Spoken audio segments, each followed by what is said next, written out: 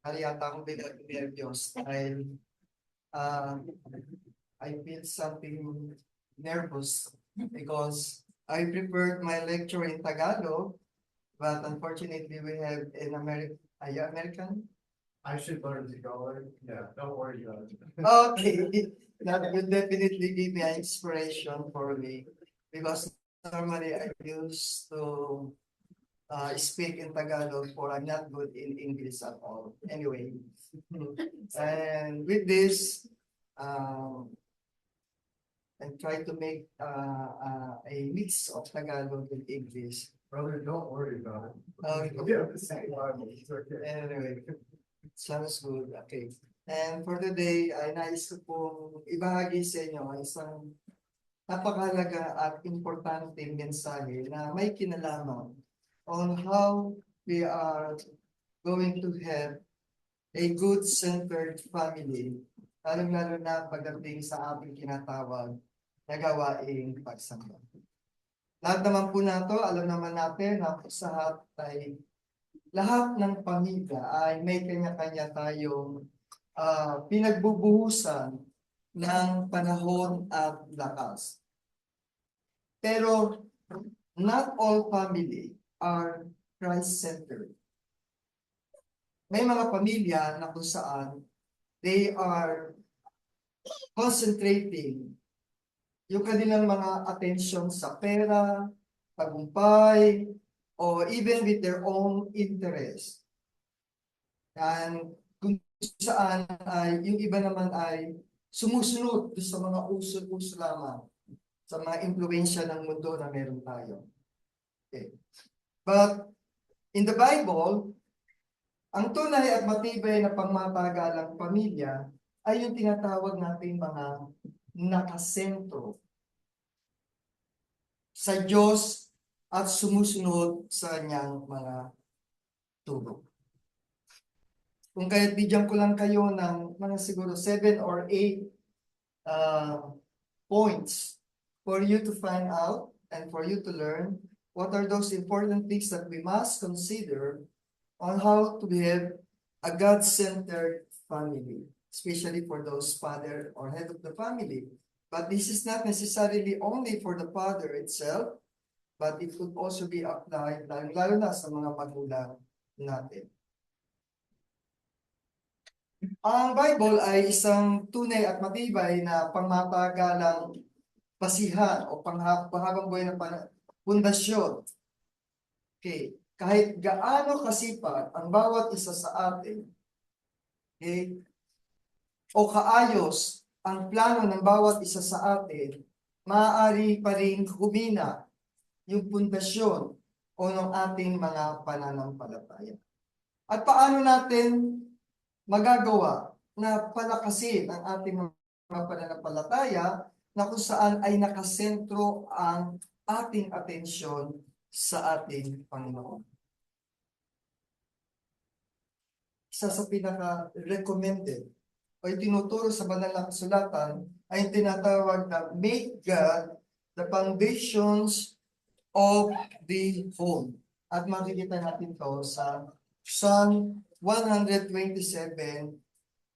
Dito po sinasabi, malibang itayo ng Panginoon ang bahay, walang kabuluhang nagsisigawa ang nagtatayo.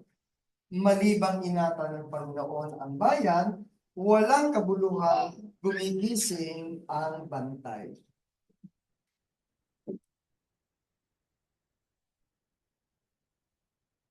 Dito po sa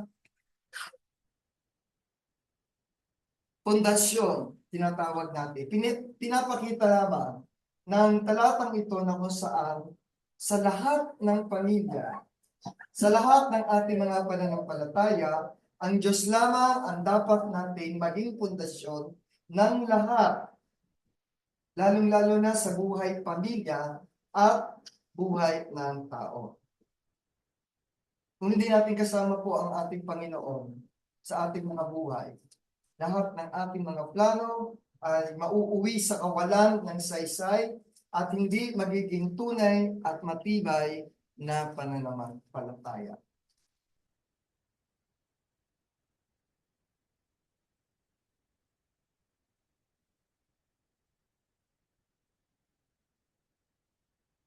Ano po ang nais ipahayag sa Psalm 127:1? Binigyan ko po ng guhit ng salitang nagtatayo, binigyan ko po ng bold. Ingatan ang Panginoon ang bayan, walang kabuluhang gumigising ang bantay.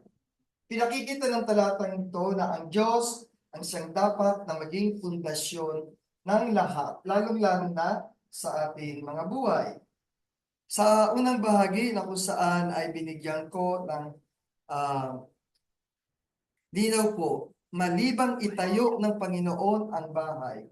Itayo ang bahay, hindi po ito literal na tinatawag natin na pagtatayo ng mga physical houses. Ito ay sumasagisag kung paano na kung saan ay magkakaroon tayo ng isang pamilya o buhay. Ang pamilya ay na kung saan ay nakabatay sa Diyos at sa kanyang mga kalooban ay mahirap tibagin kasi kung matatandaan po natin, mayroong katuruan na kung saan ay itinayo ang simbahan sa ibabaw ng bato. Yun ang laging mga na kapag daw ang isang tahanan o ang isang kapilya ay tinatayo sa ibabaw ng bato, ay parang tulad din ng isang pamilya na kapag ka ang pundasyon natin ay nakatuon sa pananampalataya sa ating Panginoon, mas lalong higit na matatag ang isang pamilya. Malibang ingatan ng Panginoon ang bahay na kung saan tumutukoy sa seguridad at proteksyon. Kahit na may plano at pag-iingat ang tao, ang tunay na kaligtasan ay nagmumula pa rin sa Diyos. Bilang buod nitong Psalm 127, uno, ang ibig sabihin po nito ay dapat nating ilagay ang sentro ng ating pamilya at ng ating mga plano. Dahil ang Panginoon lamang ang siyang nagbibigay ng tunay na katatagan, direksyon, at proteksyon ng ating buhay. Kaya kung kasama natin ang ating Panginoon sa mga buhay at sa lahat ng ating mga ginagawa, ay nagkakaroon ng kabuluhan ang ating direksyon o plano sa buhay. Bilang pagpapakanagdag, sinabi sa Mateo 7:24 na kung saan, kaya't ang bawat dumirinig ng aking mga salitang ito at ginaganap ay matutulad sa isang tao matalino. Alam niyo po, sa kahit anong dami ng ating ginagawang mga pagsamba, linggo-linggo, minsan ang mga iglesia nga ay mga INC. INC, normally, they are having 3 to 4 times meeting in a week, if I'm not mistaken. Okay? And some other denominations, they are normally having around 2 or 3 meetings also. Monday, Thursday, Saturday, and the other day is, of course, Sunday.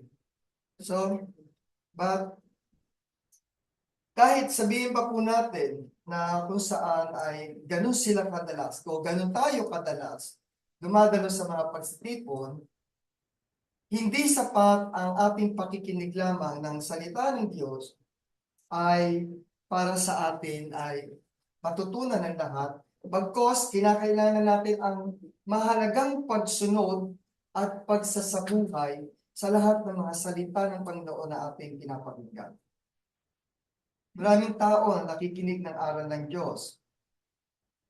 Ngunit, ang tunay at matatag na buhay ay sa mga taong ginagawa ang kanyang mga utos. Pinakinggan mo nga yung salita ng Panginoon, yung utos ng ating Panginoon, pero hindi mo naman isinabuhay. Hindi rin magiging matatag ang ating pundasyon ng ating pananampalataya. Dumirinig, binigyan ko po kasi ng konting accent o underline the word dumirinig ng aking mga salitang ito at ginaganap. Ito ay tumutukoy kung paano natin tinatanggap ang mga kaalaman ng ating Panginoon. Dahil kapag napakinggan natin kung ano yung mensahe nung salita ng Panginoon sa atin. Normally, dapat ito ay isabuhay natin.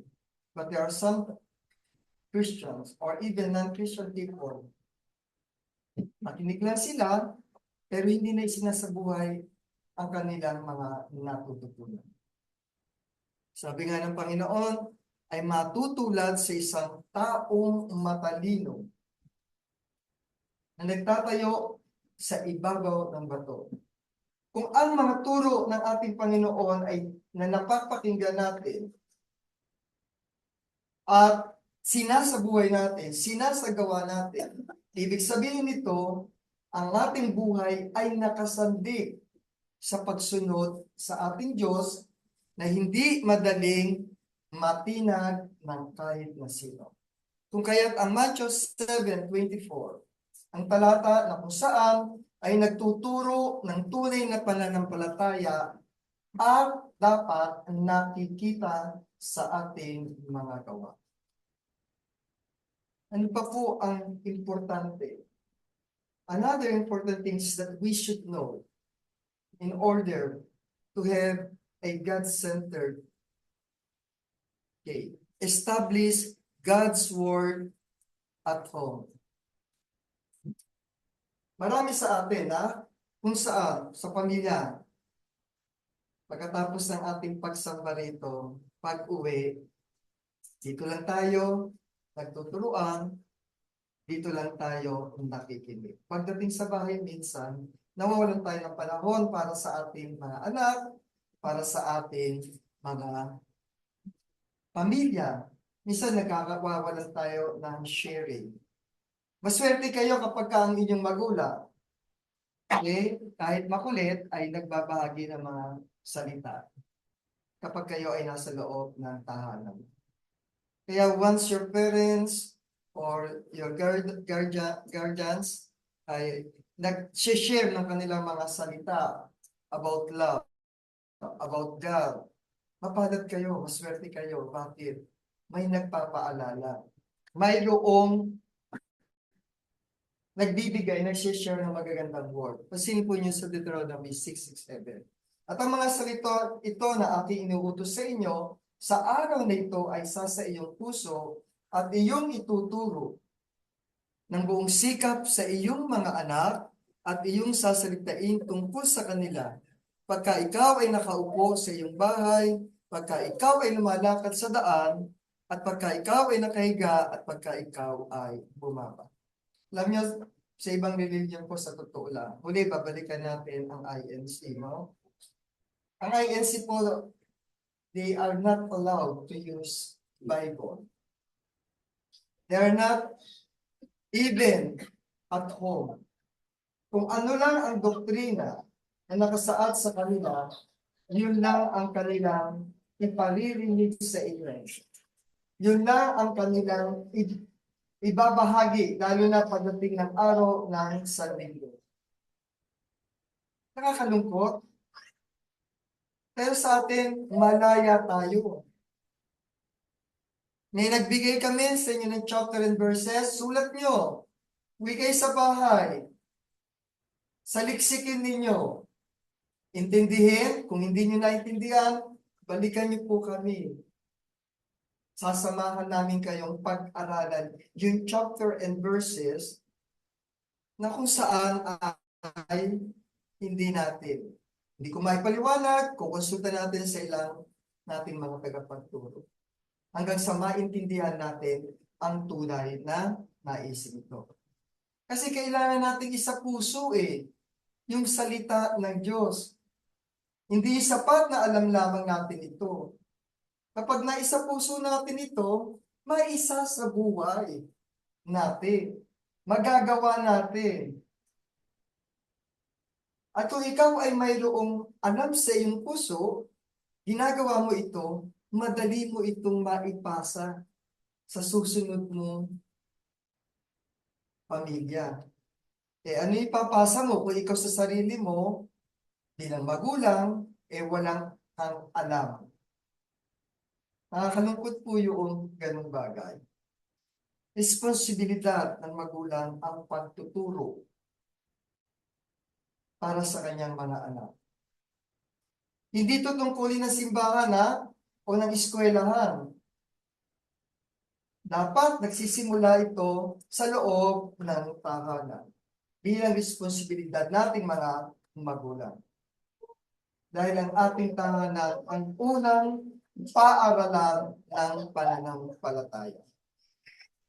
At kung ito ay manggagaling sa ating tahanan, dapat kung maging bahagi ito ng ating pang-araw-araw na buhay. Kung kahit ito tinuturo sa banal na kasulatan, practice family worship and prayer. Sa Thessalonians, sinasabi po, magsipanalangin kayong walang patid, sa lahat ng mga bagay ay magpasalamat kayo, sapagkat ito ang kaloob ng Diyos kay Kristo tungkol sa inyo. Tumanggap ako ng maliit na bagay, blessing. Nabigyan ako ng konting pera, blessing. Thanks God for this blessing. Binigyan ako ng kapitbahay ko ng konting ulam. Thanks God for the food that you have shared with us. It's a blessing. Hindi ako na-aksidente. Pagbaba ko, paglabas ko ng bahay ko, safety. Nakauwi ako, safety. It's another blessing. So, tinuturo sa atin sa banal na kasulatan, magsipanalangin tayo kayong walang patid. Hindi kung kailan lang tayong may kailangan. Normally, ganun ang ating mga practice Nakakalimot tayo. Kaya nga sabi, family that seek God together, grow stronger together. Ako po'y naniniwala dito sa ganito. Ito pong kasabihan na ito. Mas malakas ang panalangin ng buong pamilya na nakakaabot sa Panginoon para dinggin ang ating mga kahilingan. Alam niyo, ang Thessalonians 5:17 hanggang 18 po, ay nais lamang ipaabot ng sa lahat, gustong ipaabot ng Panginoon sa atin, na sa lahat ng ating mga desisyon at ginagawa, ay nais niya na siya ang maging prioridad natin. Walang magagawa ang ilang tao sa atin na kung saan only God can make everything possible. Dapat ang isang Kristiyano ay dapat handa at patuloy ang kanyang pananalangin sa bawat sandali na kanyang puso ay laging mapagpasalamat. Hindi po yung kung kailan kailangan lang. Hindi po kung kailan lang na kung saan ay nandito lang tayo sa kapilya. Dapat po sa lahat ng pagkakataon o sitwasyon, laging bukas ang ating komunikasyon sa ating Panginoon. Dahil magtiwala po tayo. May layunin ang Diyos sa bawat isa sa atin. Kahit yung mga pinagdadaanan natin kung hirap sa buhay na yan, may itinuturo po sa atin yan. Hindi po kayo binigyan ng anumang mga pagsubok na kung saan ay para lamang sukatin ang ating pananampalataya. Hindi lang po yun. May nakalaan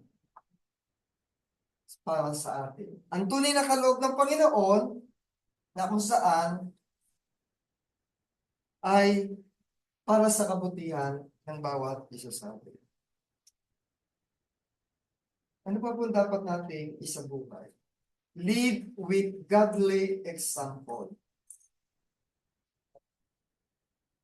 Sa Timothy 4:12 po, malinaw na sinasabi dito, huwag hamakin ng sinuman ang iyong kabataan, kundi ikaw ay maging uliran ng mga magsisisampalataya sa pananalita, sa pamumuhay, sa pag-ibig, sa pananampalataya, at sa kalinisan.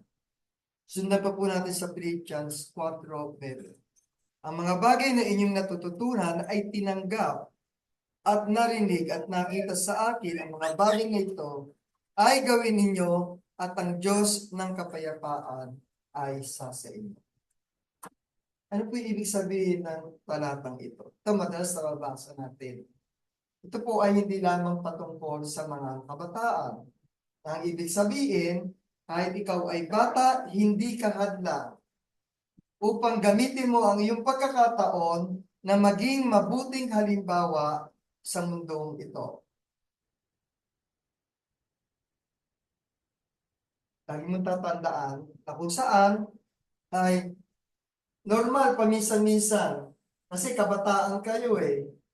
Hindi kayo pinapakinggan. Your decisions are sometimes unattended. Eh bata pa kayo eh. Kulang pa kayo sa experience. Pero kung sa inyo bilang isang kabataan ay makikita ang kagandahan ng pag-uugali na isinasabuhay ninyo ang mga salita ng ating Panginoon, okay, ay makakakuha kayo ng tamang respeto dahil sa inyong tamang paraan ng pamumuhay. Gayon din sa mga magulang. Kung ano ang nakikita ng nakababata sa matanda, yun ang ginagawa. Pansinin po ninyo, subukan niyo yung anak ninyo, araw-araw yung taktakan, landak, sermon na. Ay ba'y magsasawa po yung mga bata nila sa atin. Ang image na ipapakita natin sa ating mga anak ay para tayong diktador. Nakakalungkot na mientras na sila ay sumunod agad, kumisan tumipigas sa kanilang mga damdamin. Nakakalungkot po yun.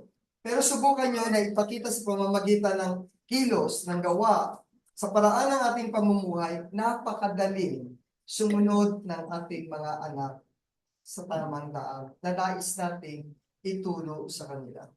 Maging halimbawa tayo bilang isang mga magulang. Hindi sapat ang salita, hindi sapat ang pananalita, okay? Hindi sapat kung ano lang yung ating mga sinasabi, but dapat ito ay makita sa ating paraan ng pamumuhay, sa ating mga ginagawa. Kaya hindi niyo po pwede sabihin na bata ka pa, mahina ka. Hindi po yan ang itinuturo ng banal na kasulatan. Sa Timothy, binibigyan nila ng diin na ang kabataan bilang lakas ay hindi kahinaan. Ipinakikita ng talatang ito na maaaring maging instrumento rin natin ang mga kabataan bilang inspirasyon kung sila ay nakikita nating maayos ang pamumuhay. Dagdag po natin yung tinatawag na cultivate love and respect. Mayroon pong nakasulat sa banal na kasulatan, okay po, sa Colossians 3:18-21, ito po ay nauukol hindi lamang po para sa kalalakihan. Hindi rin po ito nauukol para sa kababaihan at sa kabataan. 18 ang sabi po, mga babae, pasakop kayo sa inyong asawa gaya ng nararapat sa Panginoon. Ito po ay do not misquote na ang ibig sabihin ay pasakop kayo ay yung pagiging mas mababa o walang halaga. Hindi po yun ang ibig sabihin sa banal na kasulatan. Yung kung matatakot ka sa asawa mo o ano hindi ka oo ka na lang. Ang nais mong ipahayag sa Colossians 3:18 na kung saan ito ay ang paggalang at pakikipagtulungan ng asawang babae, pagkilala sa kaayusan ng pamilya na itinilaga ng Diyos na kung saan ay makukuha natin ang kusang respeto. Respeto po. Respeto na hindi pinipilit. Yun po yung nais ipahayag dito po sa Colossians 18. Pansinin po naman natin yung 19. Paano po tayo magkakaroon talaga ng God-centered? Mga lalaki, ibigin ninyo ang inyong asawa at huwag kayong maging mapait sa kanila. Ang utos po sa mga lalaki ay malinaw. Mahalin ang inyong asawa, may malasakit sa sakripisyo, hindi marahas o mapang-abuso at pinahalagahan ang damdamin at kapakanan ng kanyang asawa. At dito nakukuha ng lalaki ang respetong hinahanap ng babae upang magkaroon ng katiwasayan ng isang pamilya. At para sa anak, mayroon din batas o utos sa Colossians. Mga anak, magsitalima kayo sa inyong magulang sa lahat ng mga bagay sapagat ito'y totoong nakalulugod. Okay. Pinapakita dito na kung saan bilang anak, pagpapakita ng respeto at tiwala ay bahagi na tungkulin ng mga anak para sa kanilang mga magulang dahil ito ay kalugod-ligod sa ating Panginoon. Kung kaya't napaloob sa Colossians 3:18 hanggang 21, ang isang matatag na pamilya daw ay binubuo ng pagmamahalan, respeto at tamang pagtrato sa bawat isa. Ito ay ayon sa kalooban ng Diyos na kung saan godly relationship build with unity. Kaya po yung pamilya na laging nag-aaway, asahan niyo po, they are not going to build a good relationship with God. Eh kung sa loob ng bahay, hindi na kayo kasundo, paano pa kaya sa loob ng isang kongregasyon? Ito naman po yung pang-anim kong nais na maging sa inyo. Remove worldly influences. Makikita natin yan sa Romans 12:2 at 1 John 2:15 hanggang 16. Huwag kayong magsiayon sa sanlibutan ito, kundi mag-iba kayo sa pamamagitan ng pagbabago ng inyong pag-iisip upang matunayan ninyo kung alin ang mabuti at kaaya-aya at lubos na kaloob ng Diyos. Sundan pa po natin. Just to give you an additional supporting chapter and verses on the importance of avoiding worldly influences. Huwag ninyong ibigin ang sanlibutan, ni ang mga bagay na nasa sanlibutan. Kung ang sino man ay umiibig sa sanlibutan, ay wala sa kanya ang pag-ibig ng Ama. Sapagkat ang lahat ng mga nasa sanglibutan, ang masamang pita na laman, at ang masamang pita ng mga mata, at ang kapalaluan sa buhay ay hindi mula sa Ama, kundi sa sanlibutan. Napakalinaw na sinasabi para hindi tayo panghinaan po. Do not entertain those worldly activities. God, bantayan po natin yung daan papasok sa ating tahanan. Baka isa sa atin ang nagdadala ng kapahamakan. Naakala natin normal lang sa atin yung ginagawa natin. Pero hindi natin nakikita o di natin napapansin. Pinapasok na pala natin sa ating tahanan yung mga maling gawain ng sanlibutan hanggang maapektuhan ang ating pamilya. Guard what enters our home, reject ungodly influences, and we must protect holiness in our house. Ang pito po, nais ko pang sabihin. Commit to serve God together. Nakakatuwa po. Ang dami natin. Sa ibang congregations, Imus, Tondo, lalo na dito sa atin sa Pasay. Okay? Ang nakakatuwa po, pamilya tayo nandito. Mahal hindi tayo nadadagdagan ng iba pa, pero nananatili ang pamilya. Lahat tayo. Pag sumamba si kapatid na ganito, samang pamilya. Ako, hanggat maaari, kaya ko, sama ko pamilya ko. Sino pang mo dito? The brother Noli, lahat kayo. Kahit kaunti ang bilang natin, but still we maintain the number.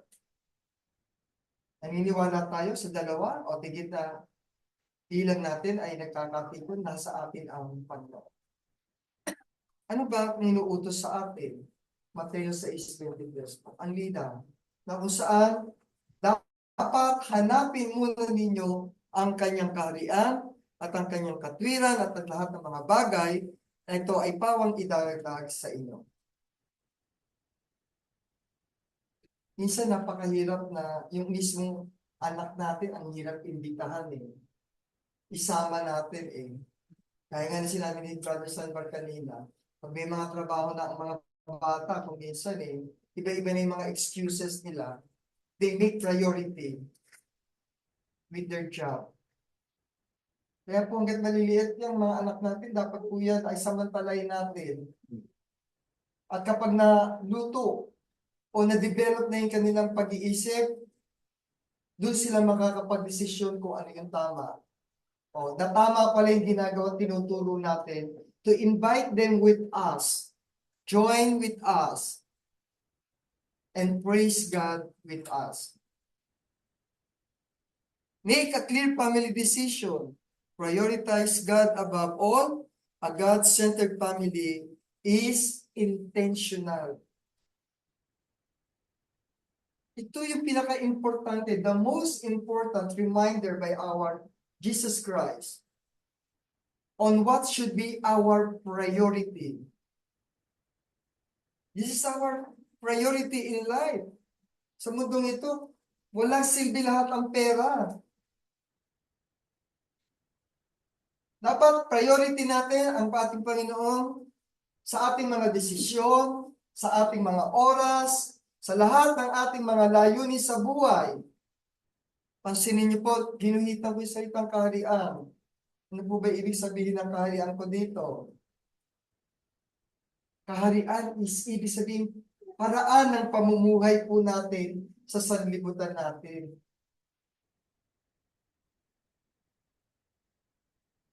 Na kung saan ang namamahala ng ating buhay ay ang Panginoon Jesucristo. Yung susundin natin, yung kalooban ng Diyos na makabubuti. Alam natin na lahat ng kalooban niya ay makabubuti sa atin. Ano pa po dito? Kanyang katwiran.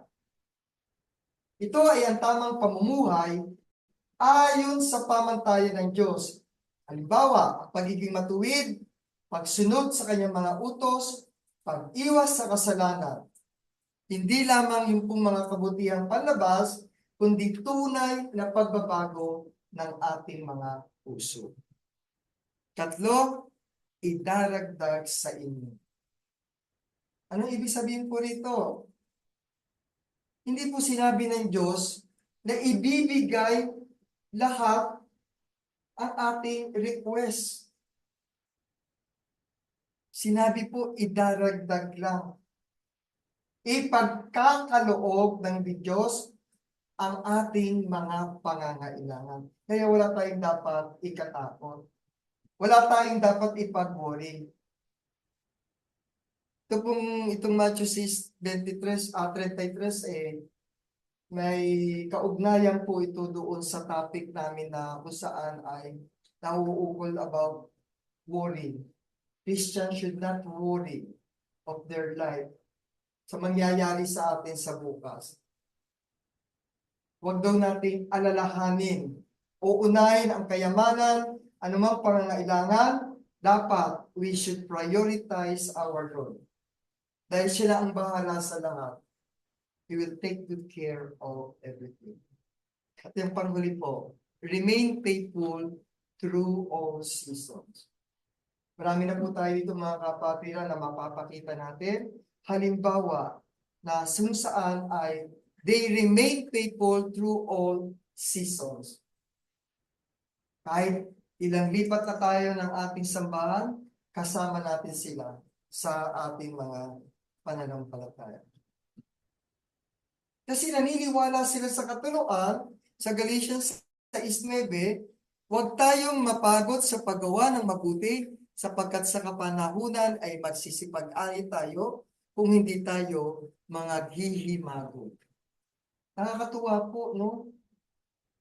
Kaya yung ginagawa nating pagsamba dito linggo-linggo, ay mayroon tong bungang ipagkakaloon sa atin sa takdang panahon. We're going to receive reward, a lasting life promised by Jesus Christ. Kaya po sabi ko, stay faithful in trials and blessing. Do not grow weary. Consistency builds a lasting legacy. Pero nakakalungkot, may ilang mga kapatid pa rin tayo na nagba-backsliding. Ano po ba yung backsliding?